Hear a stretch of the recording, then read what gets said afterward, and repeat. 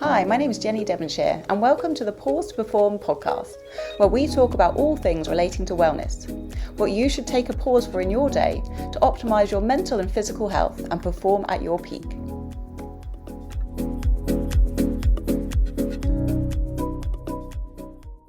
So welcome to the Pause2Perform podcast with me, Jenny Devonshire, and this week I am joined by Kavita Golia. I met Kat on a yoga training back in 2018, and since then she's gone on to do so many things, including transpersonal psychology, embodiment, breathwork, and psychedelic integration. So I am so looking forward to our chat today, Kat, and I thought we could kick off. You could just tell the listeners a little bit about yourself, your journey, and what it is that you do today. Thank you, Jenny, and thank you for having me. So I'll try not to make it too long, but I started off my journey with yoga training, actually, quite a few different yoga trainings, knowing that every time I did a training, there was something in that I loved, but I didn't want to be a yoga teacher. So I was like, okay, I'll do another training. And then still thinking I don't want to be a yoga teacher, but there's something in this that's really calling me. And at that point, I was at the beginning of my journey. I was kind of like my whole self-awareness, the sort of mind-body connection was just developing, and I was learning so much about myself. And I realized after about 5 different trainings that, okay, what I'm loving here is self-inquiry, self-development, mind-body connection, and breath. Because at the end of the day, yoga is just one of the limbs of yoga. So you've got the asanas, which was a part that I loved moving my body. I love exercise. And I was like, okay, that's just one part of what whole yoga is. And I'm loving all the other parts of it.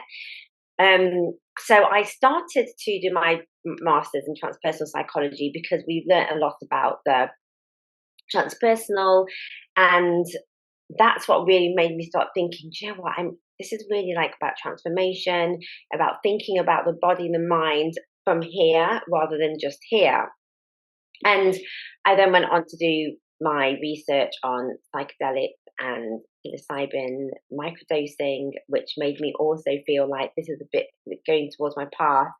The turning point for me was when I did my breathwork training. And that was the most powerful thing I've ever done to date.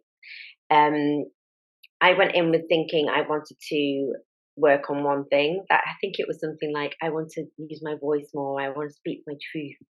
And I came out, if I'm completely honest, a little bit re-traumatized with something that I thought I was over, and my body just brought up without me having my awareness at all. I literally thought I was over it. I didn't think it was anywhere. I thought it was gone. And it came up from deep within.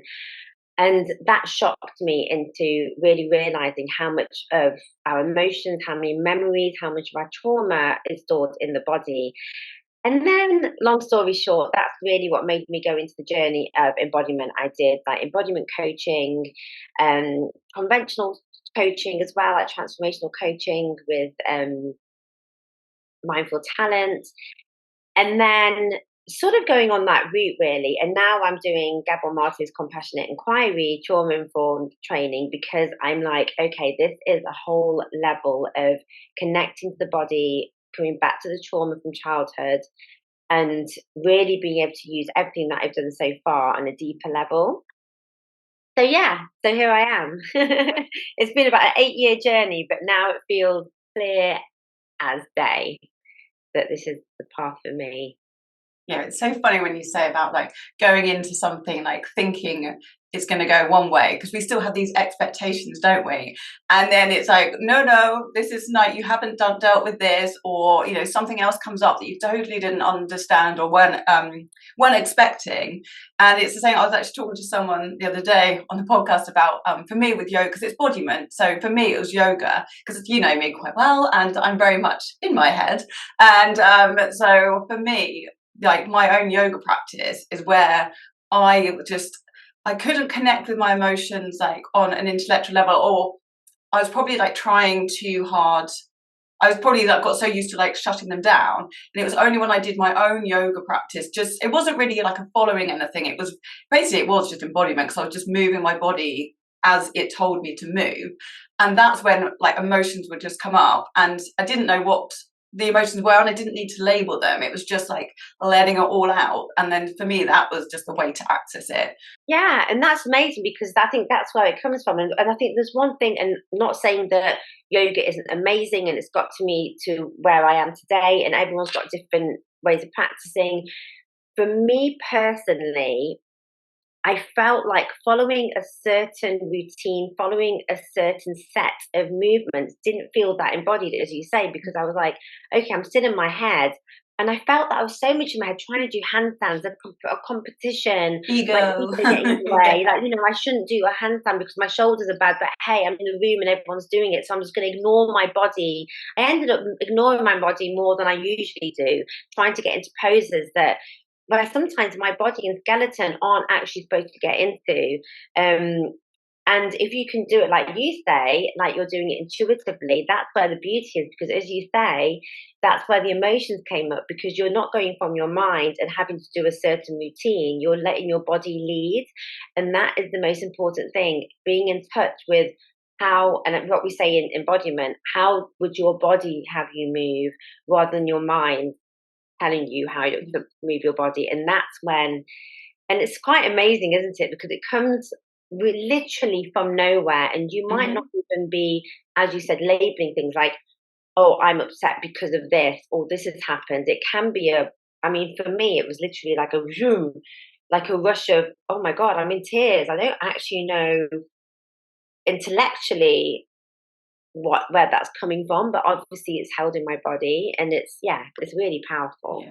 Yeah, that's exactly how it was for me as well. And it's like going back to the yoga classes, like I obviously I teach yoga, but I haven't been to a class for ages because I always end up hurting myself because my ego gets in the way. And it's like, just because I know I can do whatever pose doesn't mean that I should. And I've noticed myself, it's like a weird kind of like showing off. And I was like, this is completely against the whole ethos of yoga. So for me, that's not doing, it's not helping me. It's not something that's good for me. So I just stopped going. And but again, if yoga works for you, absolutely go. But I just know I've just learned that lesson about myself, that it's not about dropping the ego for me. In fact, it's about like making it comes out more than ever. Yeah, it really does. And it's such a practice, isn't it, of letting that go, right? Of being able to be in a yoga class, and when you're feeling like you just need to rest or go into child's pose, to not let your mind be like, oh, everyone thinks I'm bad at yoga now. Everyone thinks I'm not advanced. In actual fact, in some ways, it's more advanced to be able to allow yourself to not let that ego get in the way, right? And it's a complete opposite, because you will be, and I mean, I haven't been to yoga class for years, but it's sort of learning to be comfortable with yourself again. That is the journey. It goes full circle, doesn't it? So you start off wanting to do all these things, but the more comfortable and aware of your internal dialogue and environment you become, you can be happy with being like, do you know what? Everyone's doing handstand, but I'm going to go in child's pose because that's what my body needs. And I'm still not there yet, really, without that voice, to be fair. Yeah, I might go to a yoga class and test it and see, and I'll come back and let you know how it goes. I just wanted to come back to the transpersonal psychology, because like obviously I'd never really heard of it, and maybe the listeners haven't. So do you want to like explain a little bit more detail about what it is? Yeah, I mean, I didn't realize I was into transpersonal psychology when I was younger, because I started and with with like psilocybin and cannabis and everything, because when I did my A level, I did essay on psychosis and cannabis. When I did my degree in psychology, I did my dissertation on lucid dreaming and sleep paralysis. And I didn't even know that was transpersonal psychology, because we have our regular psychology, which is all to do with the mind. And then the transpersonal is also always to do with something, something that isn't part of us as a physical form. It's something transpersonal. It's something like higher. So it can be anything from meditation to sleep paralysis, dreaming, lucid dreaming, out of body experiences, anything that kind of can be induced by altered states of consciousness. So, I guess some people would be like, oh, it's a bit woo woo because it's like, oh, all these different states. But I did transpersonal psychology because it's a science behind that, because I'm very much like that, like, astral projection, like, lucid dreaming. But there is a science behind all of this and real, like, documented stuff now, like real strong science behind these. So that really called to me in consciousness and, something that's beyond what is here, and I'm all for what is here because I love the science, but I do also love the stuff that, that's not, I guess you've got personal and trans is like kind of a different level, So, and with how I work and transformation in that kind of area is being able to and having a vision to know that there's something bigger than what is right here, than our bodies and then our minds, even though they both work well together. Yeah. And also, I think there's so many of like the ancient traditions that then they do research within the science field and they prove the benefits. And it's like, well, they all knew, but people need sort of that scientific hard evidence before they believe in it. But I love the fact. So things like fasting. I remember a yoga teacher actually saying it was some like I don't know what it was, like myth or something. It was some story within the yoga sutras or something like that, and it was saying that if you fast on this day then you get these benefits, and then it was proven in science that if you fast then it has all these health benefits. So I mean, I think it'd be really interesting to see of all the different things that will get proven in science that people will then sort of be like, oh, okay, I'll give that a go now. Yeah, it's amazing what is. I think one of the biggest things for me is the breath work. So coherent breath. So coherent breath is 5 breaths in and 5 breaths out. So with the chanting, the ancient, chanting that everyone used to do or still does, is actually the chants go so that you basically breathe for 5 seconds in and 5 seconds out.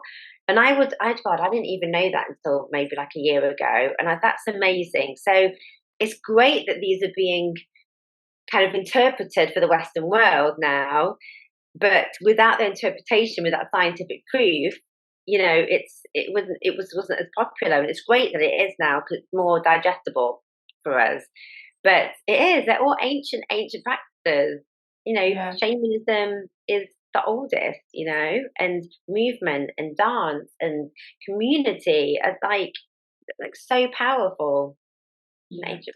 Wow. Yeah, I went to. I remember going to this Vedic chanting this was years ago, and it was like this call and repeat. So you weren't thinking about it. It's just like they did it, and because normally I'm a bit like, oh, I don't like because I can't sing, and I'm a bit like, get really self conscious. But I didn't. I was just like completely with it, and we were just like we're doing this call and repeat, and then we stopped, and then I went and we just like sort of close your eyes and what have you. And I swear, I thought we'd been like maybe 5 minutes because I normally like really struggle with meditation and being with stillness. And it'd been like half an hour, and I was like, "Wow, that is incredible!" And it's just like again, so it's like again, ancient tradition.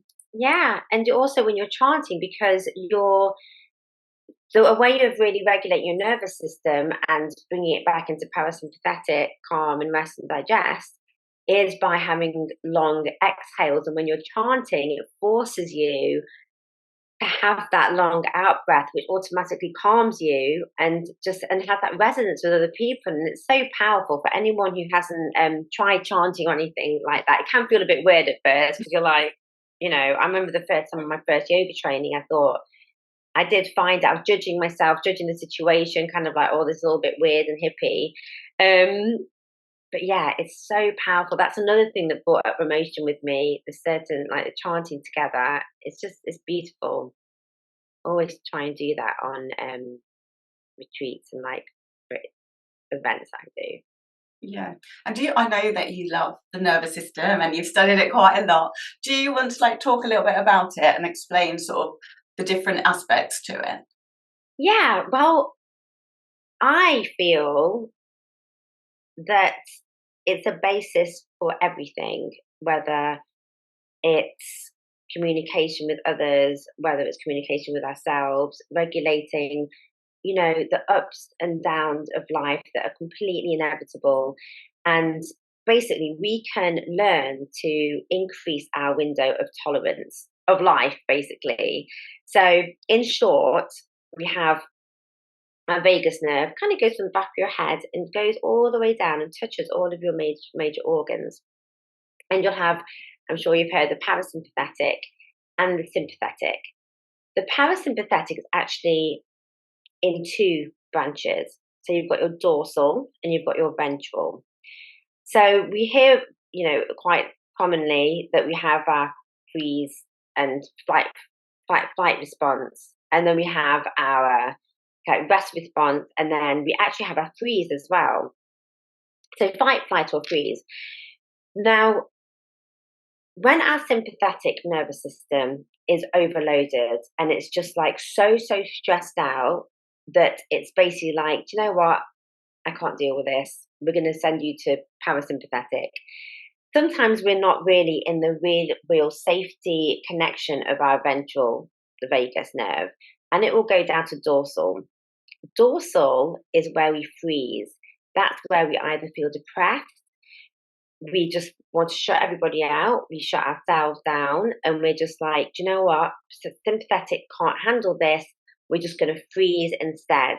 And you might have seen it or not seen it on a video where actual animals, when they're being chased by prey, not prey, they're being chased, but if they are prey, and afterwards, when they pretended to be dead and the attacker is gone, they'll get up and they'll shake lots, loads. And we don't do that. And that's a really good way of them to just release all that tension. And they don't have that trauma that's stored in their body.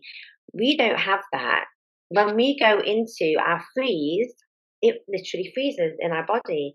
And we don't, it'd be great if we did, but we don't shake that off when we get scared, when we're really stressed out. We don't sit there and shake it out. We just keep it all in.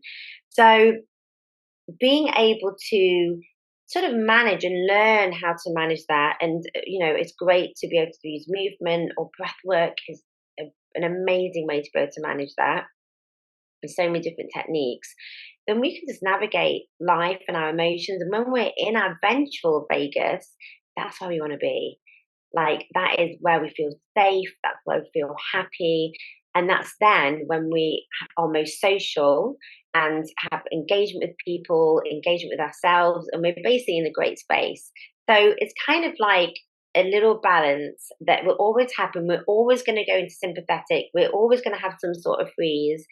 But then how can we manage and ourselves and our nervous system so that we can come back to that balance as quickly as possible and increase the window of tolerance of life, because then we can manage the ups and downs much more easily, and it's really doable with practice as well. Yeah, and there is an actual practice, isn't there, where you just shake and you just like trying to like shake it all off. So I think I've tried that before. It's quite fun. Just like movement and shaking the body, or just breath work, long exhales, coherent breath, as I explained earlier on, the 5 in and 5 out, and as Huberman likes to say, the physiological sigh as well. Really good way of getting into your nervous system and just really calming it as fast as possible. So there's lots of different techniques to practice. Yeah, so I thought like this would kind of bring us on. So you do embodiment, breath work, and psychedelic integration. I thought it'd be like quite a nice way to sort of dive into them. Would be go into each one in detail, or a little bit more detail, and then we'll kind of bring it together and how you actually kind of work with people. So first of all, maybe we'll talk about embodiment. So what is embodiment? So embodiment's always sometimes a bit hard to explain, because a lot of people are like, embodiment, like I'm in my body, like, or how more embodied can I be? I'm here, But it's really being becoming sensitive to that internal world. So the amount of times we'll wake up and we're feeling a bit stressed and we'll have a coffee and go. We'll, we're feeling a bit stressed. We'll be like, oh, do you know what? I don't want to, body's feeling like this, but I'm just going to ignore that. I'm going to have an alcoholic drink, or I'm going to watch TV and forget about it. And we just push all these feelings down. But most of the information, so we have information going up into our brain and information going down. 80% of the information is actually coming from our body up to our brains. So our body is constantly sending us signals of how we're feeling, what we want in our lives, our intuition. And a lot of the time, a lot of us are disembodied because we just live up here. We don't want to listen to those messages because it's not convenient, is it, right? Most of the time, it's like, do you know what, body, just get out of the way, I've got shit to do. Excuse the French. So really, embodiment is learning to become sensitive and aware and connected, because then if we are connected to our bodies, we're going to live our life, and it might not be easy and it might be not be convenient, but we will live our lives connected really truly to our intuition and what we really want, and we will ultimately be happier and more fulfilled. Yeah, it's a bit like, your gut instinct. Like every time I've made a decision that it hasn't worked, or it's, it hasn't ended in like happiness, it's always been when I've ignored my gut. And it's, it's so strong. And I think I was watching a documentary a while ago about how we actually where the gut came before the brain. So we say it is telling us things, but we kind of override it with our thoughts. And so trying to like just take that time out just to like sit and check in with yourself. Like in the morning I try and like do my morning meditation. This is all like before coffee now, like I try and delay my caffeine for 90 minutes like Dr. Huberman tells us to, but just having that little bit of time and be like, oh, how do I feel? And because I know I've been very guilty of like just using caffeine just to be like, right, I want to go to the gym, I must go to the gym, therefore I'm tired, so I'm going to have coffee to go to the gym. Whereas really what I should do is go, right, I'm a bit tired, maybe my body needs a rest, go for a walk instead, which I have got much better at, I must say. But I think a lot of us definitely like shut off from our bodies and don't listen to it. It's just got inconvenient, isn't it? Sometimes I still do it, because it's kind of like if we have a busy, whole list of things to do today, and I'm feeling a bit like, do you know what, I'm feeling a bit emotional, I should sit with this. I'm like, man, I haven't really got time for this. I've got a whole list of things to do because I know this is going to bring stuff up. And I understand that, we can't always do that, but we need to allow ourselves space to feel our emotions and what's coming up at some point, because unless we really feel it, we can't transmute that. It will just stay stuck down there. So it's really important. Yeah, and also it's things like, those things we class as like negative emotions. It's like, I only want to feel good. I don't want to feel bad. I don't want to feel anxious. I don't want to be, I don't want to experience it. So I'm going to use sort of alcohol or whatever your like escapism is, rather than allowing it to just like to be and tell you whatever it needs to tell you. And then if you keep sort of numbing it, it's still going to be there. So it's much better to just experience it, let it sort of tell you what it needs to tell you, and then you can just move on. Yeah, and that's what I've been doing with the Gabor Mate compassionate inquiry training, just guiding people to have that space for that emotion, not having to intellectualize it, not even having to be like, oh, why are you feeling like this? It doesn't matter.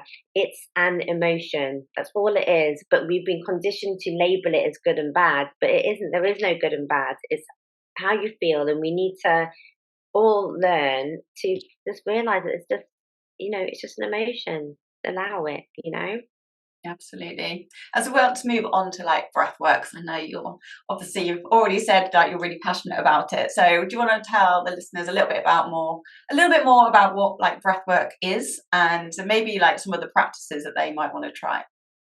Yeah, I mean, breath work again is one of those things like I breathe every day, like what's breath work? But it's just, breath work can be defined as any way that you use the breath and control it for a response and a result. And you'll have functional breath work, which is, I'd say the most important thing, and it sounds like the boring part because it's just like, how do you breathe?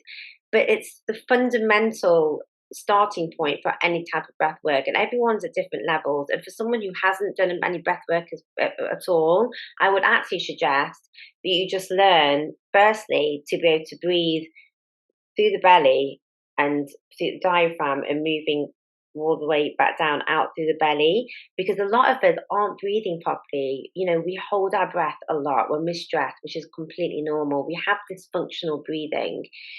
So I'd say the first thing is really to learn how to breathe properly, because we do, when we're babies, we have connected breathing, and then things happen to us and emotions, and we begin to hold, and we begin to just have different dysfunctional patterns.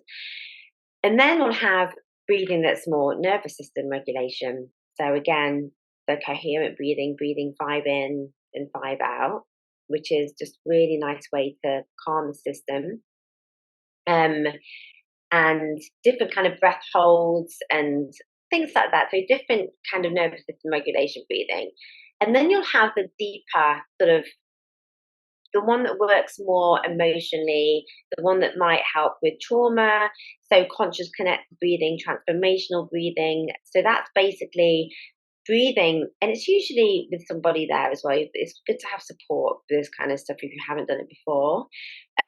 So you'll breathe in a conscious connected way, which means there's no stops. So basically you're breathing how you used to when you were born, and that can bring up a lot of emotion, and it can be super powerful. But again, it should be really with a facilitator if it hasn't been done before, because it can bring surprising emotions up that you might not even know were there. So 3 little different levels really with breath work. And we actually did a session of that quite a while ago now, and it's how difficult that breath was, like to just without the stops. And it did bring up stuff, and it was powerful. So anyone that's interested in trying it, I do highly recommend it. So finally, I thought, like, psychedelic integration. So psychedelics obviously receiving a lot of attention now in the media and things like that, being legalized in America and other countries for sort of therapeutic usage. And you wrote your dissertation on it. So do you want to talk a little bit about maybe the psychedelic space in general, and what is psychedelic integration? Yeah, it's a new space, an ever-evolving space, actually. And I will help people to prepare for psychedelic journeys and help them to integrate, which is basically make the most of their insights. And I've been doing a lot of this work recently, and I'm finding that it's also helping people to, again, how I said before, increase their window of tolerance, because not everybody should go and just do a journey. It's sometimes you're subconsciously not really open to it, even though you might be open to it in your mind. And going off track a little bit here, it doesn't matter how much your mind tells you that you want to do something or you're motivated, you're going to be driven by your subconscious programming.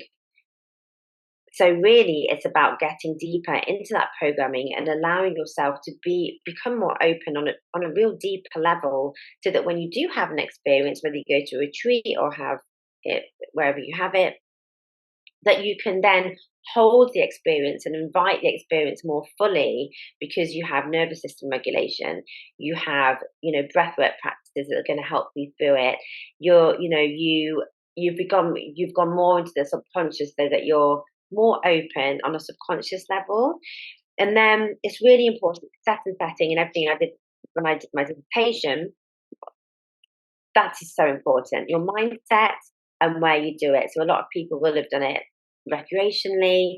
Doing it intentionally is a completely different kettle of fish, and it's much more introspective, it's much more internal, and a totally different experience.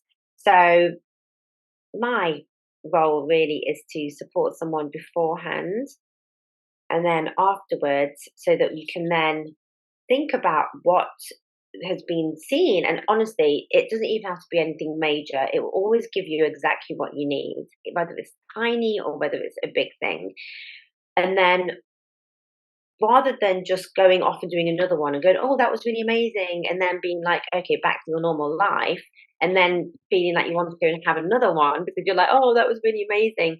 It's like, okay, what are the insights? How can we now, because your brain is basically more malleable for about 2 weeks after you've had an experience. So this is the time where you can start to implicate new routines, and it's easier for that neuroplasticity to really make those habits stronger.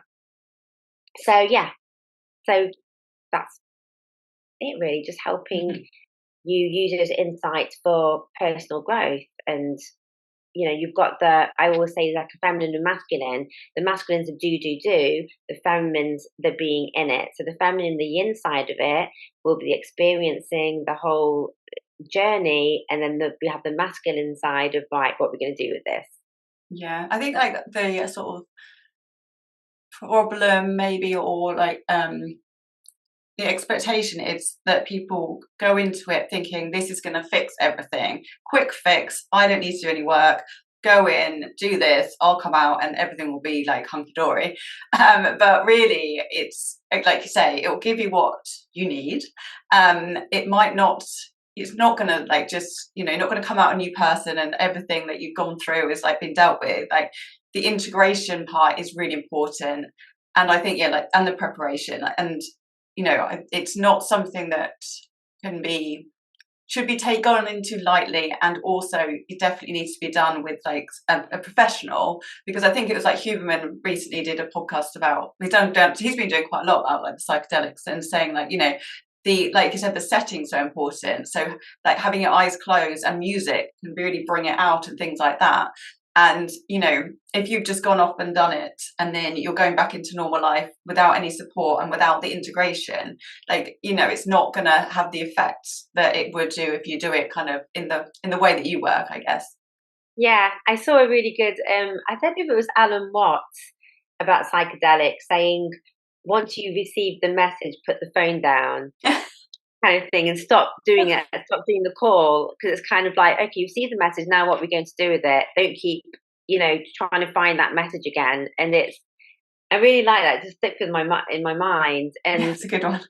And it's kind of, we find a little snippet, and that's part of transpersonal too. We'll find a little snippet of something that's not quite on this level, a little bit of magic, and then bringing that back down to earth, where we have to come back to, and really integrating that into our daily lives, really. So you've you've got these different practices. So you've got this great Venn diagram that kind of explains how you bring these, or how these kind of practices come together. So for those of you who are watching on YouTube, then you can see it. For those of you who are listening, I will put a link below so you can have a look. But do you want to kind of explain this a little bit in more detail? Yeah, well, I was kind of, a lot of people say, how do these all go together, or how do you work? And I just sat there and thought, right, I really want to explain how these all work together so beautifully, but also on their own. So I will do breathwork on its own, I will do embodiment coaching on its own, I will do psychedelic integration on its own, but they all work together beautifully. And as I said before, I feel that self-awareness is key to, I believe it's key to everything. I really do. If we have, with our relationships, with others, with ourselves, with emotional intelligence, like everything. So the expansion piece here is really the psychedelics working on your brain so that you have that malleability in the brain, and you can, transform, and you can have expansion in that way. And the same with embodiment, moving away from just the mind and having a more 360 or holistic way of navigating life. And then I really felt that the mind-body connection, breath work is the connection between the mind and the body. It's the powerful way of being present. If you ever don't feel present and you don't know how to, and you're in your mind, come back to the breath. And if anybody's done any yoga, meditation, breath work, anything like that, it will always be like, if your mind wanders, come back to the breath. So, and that ties in with self-awareness. And the same in the embodiment, as I mentioned before, having awareness of your body, sensitivity to what's coming up in your body really helps strengthen. And if you can do embodiment and breath work at the same time, you're just strengthening that mind-body connection and your connection with yourself.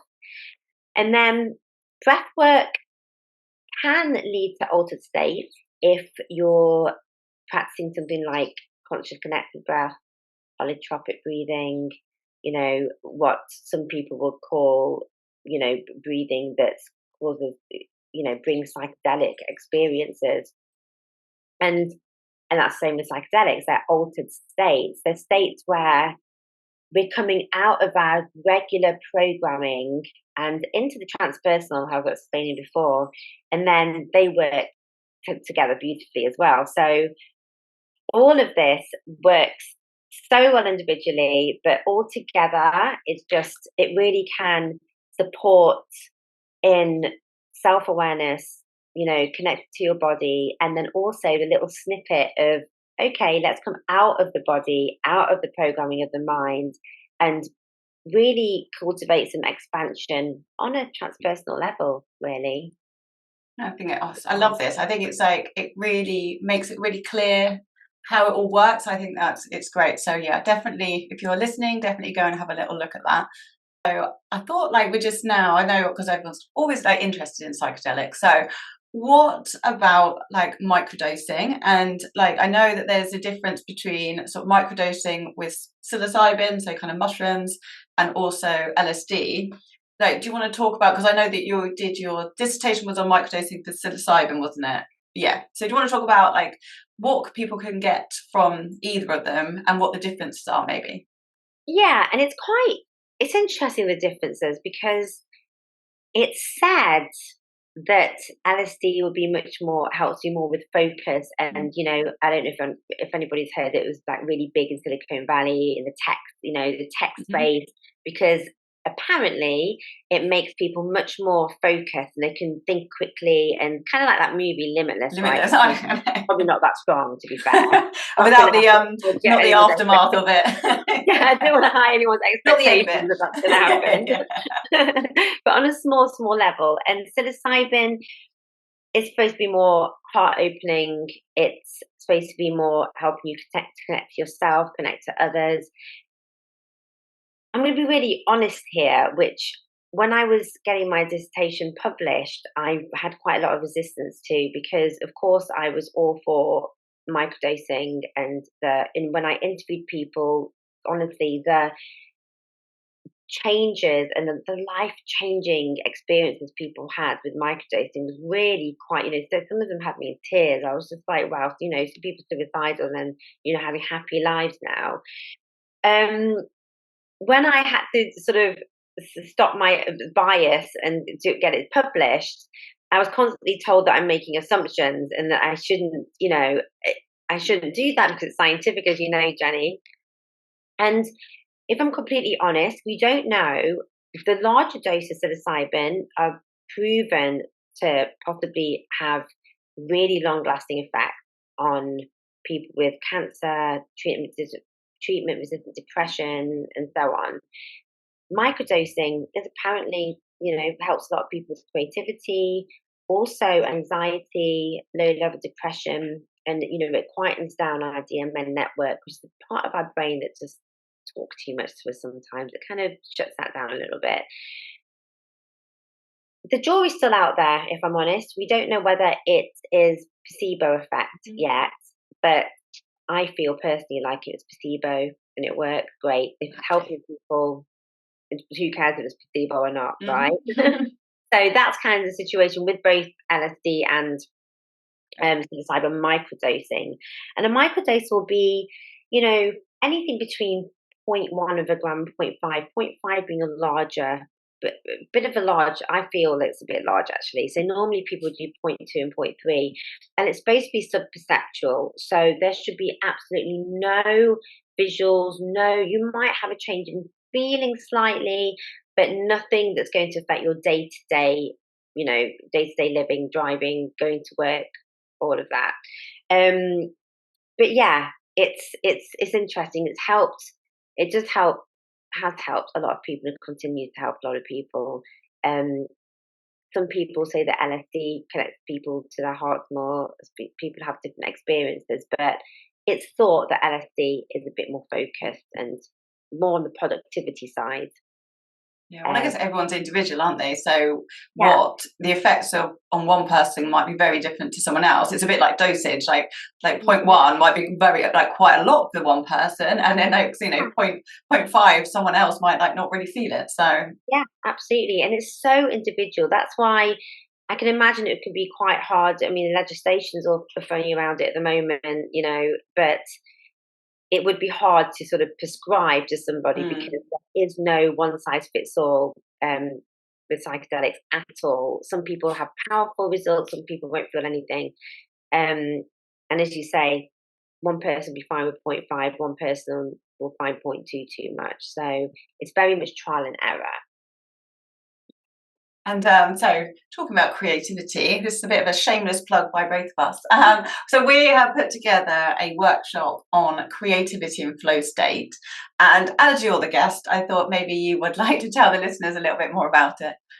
Yeah, I mean, this is really exciting because we both come from psychology backgrounds, but I feel that, you're much more the science side maybe a little bit more, and I'm a bit cognitive. more about, the cognitive. That's There's it, cognitive cognitive, and I think I'm more the sort of body, mind, body, embodiment, breath work.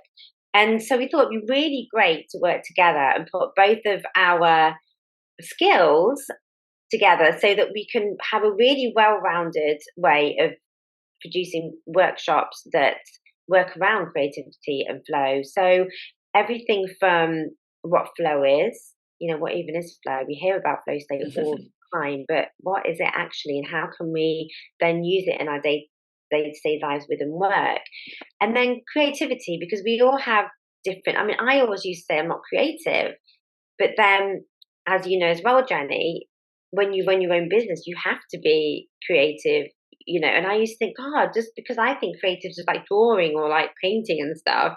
And really, we all have different levels of creativity. So whether you're, don't work in a creative industry and you want to sort of really develop that creativity, or you could be a real creative and might have creative blocks and, moments where you feel like you can't create anymore, or there's certain, stress or imposter syndrome or, self-doubt. How do we then get over that and have practices where we can move through that, right? And also, like, just coming up with ideas is being creative. So if you're sort of team collaboration, this is where it can come in as well. So it's not just what people think of creativity. It's like you say, it's a much broader range of things that are covered. Yeah, and I really love the piece that we have in our part of our workshops about the emotional intelligence in creativity and how, and again, this comes back to self-awareness, right? We can't be emotionally intelligent if we're not self-aware. So again, nervous system regulation, breath work, meditation, which is kind of, I know you do your meditation too, Jenny, but then more of that part of being aware of ourselves and our bodies and what comes in through our bodies, because how can we be emotionally intelligent if when something comes up, we're not allowing that, we're not aware of it. But then at the same time, as you say, the cognitive side, it's a huge part for you as well there, Jenny, isn't it? Yeah, and also it's ties in really well with the acceptance commitment therapy, which I really love as well, which is all about like kind of emotional regulation and making space for emotions. But so we've basically come up with this workshop, and I'm really proud of it. So if anyone's interested for more details, then you can contact either of us. But I will put links to Kat's stuff at the end anyway. And so I thought, like, because I don't want to make this super long, and we've been chatting for a while, but I could chat to you pretty much all day. But I thought, like, just my final question, because it's the one I ask everyone. And what is one thing I've got an inkling of what you might say, but what's one thing that you recommend people take a pause for in their day to improve their mental and physical health and optimize their performance? I think you know what I was going to say. Breathe. That's it. Yeah, fundamentally, it can just change your state. You can upregulate, you can downregulate, you can use the breath to change your state within a few minutes, So if you're feeling, say for example, you're feeling anxious or you're running around, just take those pause moments. Even if you can take 3 a day and set your alarm just to pause for 2 minutes, 3 times a day. And maybe when you are pausing, not sitting there thinking, oh my God, I'm pausing, what am I going to do next? Like, just constantly going into that mental.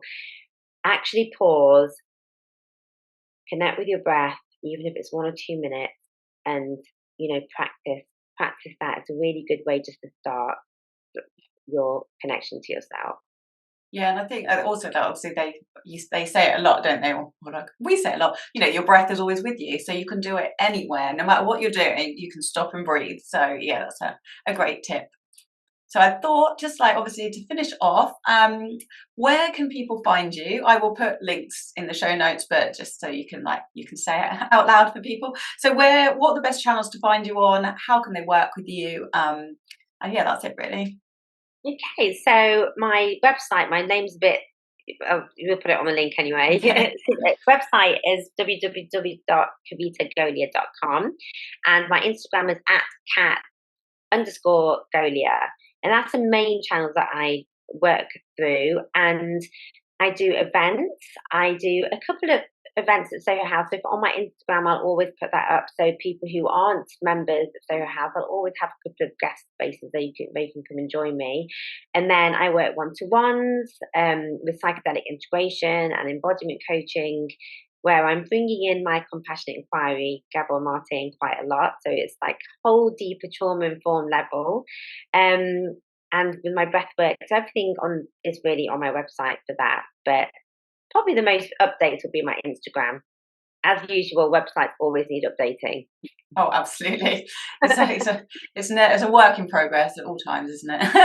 Yeah, but it's great because that means we're updating. So we have to keep updating. We're growing. So yeah. And we can be creative. That's our creative thing. So thank you so much for coming on. It's been an absolute pleasure. As I said, I could chat to you for hours, but don't want to make this too long. But so thank you so much for being a guest, and I'm sure the listeners would have found your insights super useful and informative. And have a great day. Thank you for having me, Jenny. You've been listening to the Pause2Perform podcast with me, Jenny Devonshire. If you enjoyed the show, I'd really appreciate it if you could rate, review and subscribe. This helps other people find it, and hopefully I can help more people to improve their mental and physical health and optimize their performance.